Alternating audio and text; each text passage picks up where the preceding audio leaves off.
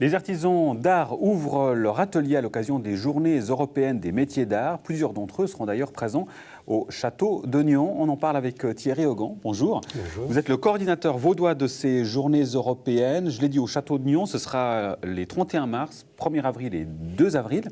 Qu'est-ce qu'on pourra y découvrir, ou plutôt, qui est-ce qu'on pourra rencontrer?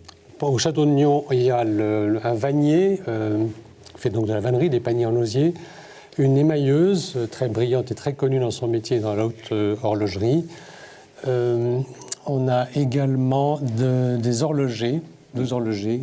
Une restauratrice d'art notamment qui sera là. Voilà, exactement, Oui. Plutôt pour la porcelaine de Nion probablement. Voilà. On en discutait juste avant cette interview, il y a des termes que l'on ne connaît plus forcément aujourd'hui. J'en prends quelques-uns, vous allez nous expliquer ce que c'est. Alors il y a taillonneur qui est peut-être plus connu, un taille-doucier, un angleur squeletteur. Oui, c'est tout un mot, c'est tout un vocabulaire, une culture au fond. Un taille-doucier fait de la taille douce, c'est un ancien procédé de reproduction avant la photocopie. Mais pour reproduire une œuvre d'art, il grave, il fait une taille très douce sur une plaque en cuivre. Voilà, c'est un procédé de reproduction. Et l'angleur squeletteur? L'angleur squeletteur, ça c'est dans la haute horlogerie. Pour certaines pièces, il faut poncer les angles et les machines font ça moins bien que l'homme. Donc ce sont des procédés pour décorer l'intérieur d'une montre. Est-ce qu'aujourd'hui, Thierry Augan, vous sentez qu'il y a un intérêt plus marqué des gens vers ces métiers traditionnels où il y a le patrimoine qui est extrêmement présent à travers leur savoir-faire? Il y a une forme de retour. Moi, je fais le parallèle assez souvent avec ce qu'on fait pour l'alimentation. On réfléchit finalement à ce qu'on choisit, à ce qu'on veut consommer.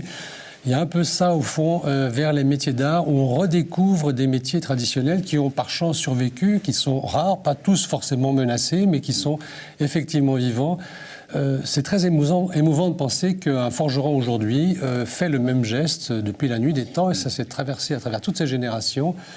On est porteur de ça, on est aussi issu de ça, et je crois qu'on doit aussi le transmettre. Alors il y a une chose, vous parlez du forgeron, par exemple, effectivement, il y a une réalité aujourd'hui, c'est qu'un jeune qui rêverait de faire ce métier, il n'y a pas de formation, il n'y a plus de formation de forgeron aujourd'hui. Alors selon les métiers, c'est un grand ensemble, il y a 200 métiers dans cet inventaire des métiers d'art dont on s'occupe. Il y en a quand même beaucoup qui ont encore des ordonnances de formation, d'autres où on essaie de relancer à travers différentes formules les ordonnances de formation, ce qui s'est passé d'ailleurs pour le métier de pavillonneur.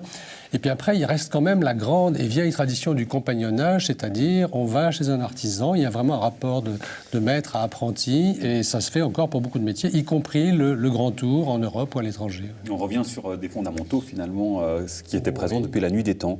On rouvre les yeux dessus, mais ils n'ont pas disparu au fond.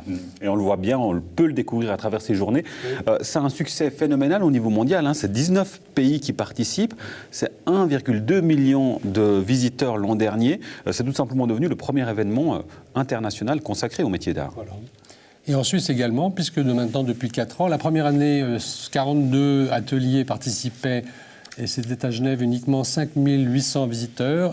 Cette année, on a 176 ateliers répartis dans 3 cantons et on espère bien avoir 15 000 visiteurs. Voilà, et si vous voulez avoir les yeux qui brillent, rendez-vous donc le 31 mars, 1er avril et le 2 avril au château de Nion. Thierry Augan, merci beaucoup et bonne chance pour cette édition. Merci. Au revoir.